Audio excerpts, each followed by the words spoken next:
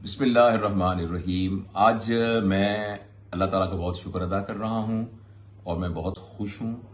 خوش ہونے کی وجہ یہ ہے کہ ہماری ایک بہن اوسلو ناروے سے آئی ہوئی ہیں۔ ان کا نام ہے بہن عفت مقبول۔ آپ میں سے بہت سارے لوگ ان کے نام سے پہلے بھی واقف ہوں گے۔ ان کے کام کی جو اصل ہے اور جو بنیاد ہے وہ یہ ہے کہ کس طریقے سے دنیا کے سب انسانوں تک بالعموم اور خواتین خاص طور پر بالخصوص ان تک اللہ سبحانہ و تعالیٰ کا وہ پیغام جو نبی کریم صلی اللہ علیہ وآلہ وسلم کی وساطت سے ہم تک پہنچا قرآن کی شکل میں، اس کا صحیح فہم پہنچ سکے۔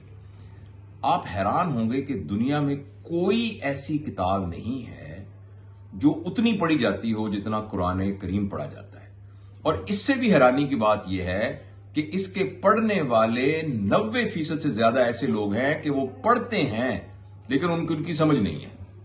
یعنی ایسی کوئی کتاب نہیں، جرمن میں کوئی کتاب لکھی ہوئی ہو اور کوئی اسے کہے کہ پڑھے تو کوئی بندہ کہے کہ میں کیوں پڑھوں، اس کا مجھے تو زبان کا ہی پتہ نہیں ہے۔ تو جس کو زبان کا پتہ بھی نہیں ہے وہ بھی پڑھتا ہے، اور یہ ایک بہت بڑی زیادتی ہے اپنے ساتھ کہ اللہ تعالیٰ نے جو کوڈ آف کنڈکٹ قرآن کی شکل میں ہمارے پاس پہنچایا، ہمیں اس کا فہم ہی نہ ہو۔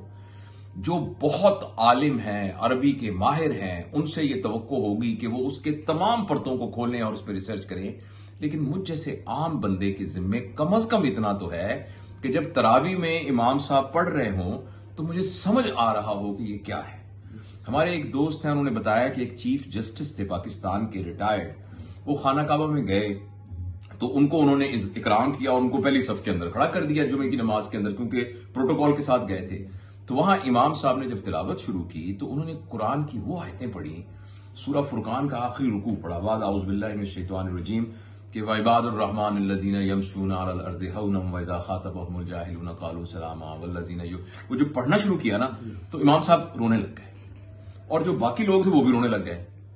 اور وہ کہتے ہیں کہ میں نے سوچا کہ میں اتنا بڑا سپریم میں جج ہوں تو میں کیوں روں، مجھے تو سمجھ ہی نہیں آ رہا، اور یہ کیوں رو رہے ہیں۔ کہتا ہے اس بات پر مجھے اتنی شرمندگی ہوئی، پھر واپس آ کے میں نے 1 سال چھٹی لی اور قرآن کو عربی میں سیکھا۔ میری باتیں لمبی ہو گئی ہیں، مہربانی کر کے آپ ہماری بہن کی بات سنیے اور یہ آپ کو بتائیں گی کہ کیسے آپ ان کے علم سے استفادہ کر سکتے ہیں، اور مہربانی کر کے جو میرے بھائی سن رہے ہیں ان کو، جو میری بہنیں یعنی ان کے جو گھر میں خواتین ہیں، پلیز ان تک یہ بات پہنچائیے اور خود بھی اس کو استفادہ کیجیے۔ ذرا سنیے وہ کیا کہتی ہے میری بہن۔ جی السلام علیکم ورحمۃ اللہ وبرکاتہ۔ جزاک اللہ خیر وحسن الجزا۔ اللہ تعالیٰ آپ کی اس بات کو ہم سب کے لیے خیر کا ذریعہ بنائے۔ بنیادی طور پہ میں پیغام وہی ہے کہ enlighten the hearts with the Noor of القرآن۔ ہمارے پاس جو پلیٹ فارم ہے وہ نور القرآن ہے۔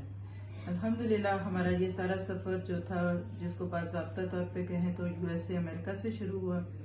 ہم لوگ پچھلے تقریباً 20 سال پیچھے جائیں تو امریکہ ہیوسٹن میں تھے، میرے ساتھ میرے ہسبینڈ ہیں یہ الحمدللہ۔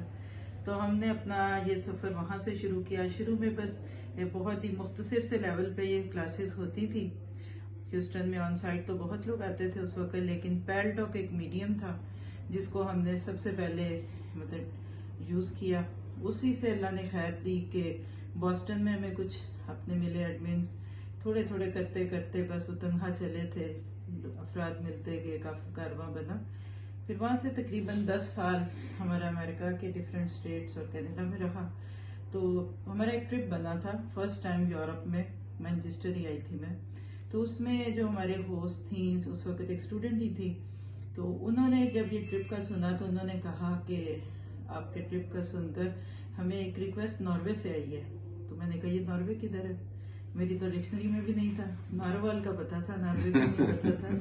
جی تو بہرحال پھر انہوں نے کہا کہ 2 گھنٹے کی فلائٹ ہے یہ ناروے سے نا، تو آپ کو وہاں آپ کے کچھ اسٹوڈنٹس ہیں جو آن لائن سے سنتے ہیں، تو بسم اللہ کرنا ہمیشہ ہی عادت ہے، نو کبھی نہیں کہا۔ جی تو الحمدللہ پھر ناروے میں یہ پہلا تعارف تھا۔ پھر اس کے بعد ہم واپس امریکہ گئے اور اگلے سال ہمیں وہاں سے دوبارہ ریکویسٹ آئی کہ بچیوں کو کچھ کروائیں، تو ہم نے 1 مہینے کے لیے ایک سمر کورس ڈیزائن کیا، اس میں آئے، بس وہ تھا۔ پھر انہوں نے کہا کہ نہیں اب آپ ہمیں پورا قرآن پڑھائیں۔ بہت بڑا فیصلہ تھا، اور زندگی میں یہ فیصلے آتے ہیں تبھی اللہ تعالیٰ مدد دیتا ہے۔ بک سٹور تھا ان کا، ہمارا اپنا سکول تھا، سب وائنڈ اپ کیا 1 مہینے کے اندر. پھر ہم فار گڈ کہہ لیجئے کہ کورس کرانے کے لیے سے ناروے آئے، اور یہ تھا ہمارا یورپ میں تعارف. الحمدللہ اس وقت ناروے کے ساتھ ساتھ آلموسٹ شنگن اور یورپ میں ڈفرینٹ جگہوں پہ کام ہو رہا ہے.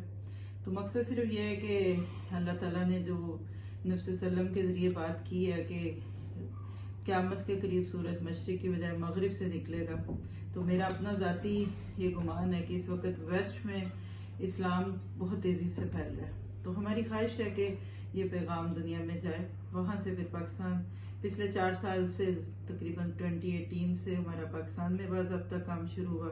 ہمارے اس وقت مین کیمپس جوہر آباد میں ہے، خوشاب جوہر آباد، لیکن اس کے ساتھ ساتھ سیالکوٹ اور لاہور باقی جگہوں پہ کراچی میں کام ہوتا ہے. تو آپ سب کو یہی پیغام دوں گی کہ ہماری زندگی کا مقصد یہ ہے کہ ہم اپنے آنے والی نسلوں کے لیے ایک بہت پیاری دنیا چھوڑیں. اللہ نے ہم سب کو پیغام دینے کے لیے بھیجا تھا، باقی چیزیں تو ساتھ ساتھ چلتی ہیں. تو آپ لوگ اس میں مزید جاننا چاہیں تو نور القرآن ٹی وی ہمارا چینل. جی وہ میں کہتا نور القرآن، اور نور یو سے ہے نا، NURUL قرآن ٹی وی، یہ یوٹیوب کے اوپر یہ یوٹیوب پہ اور اس کے پھر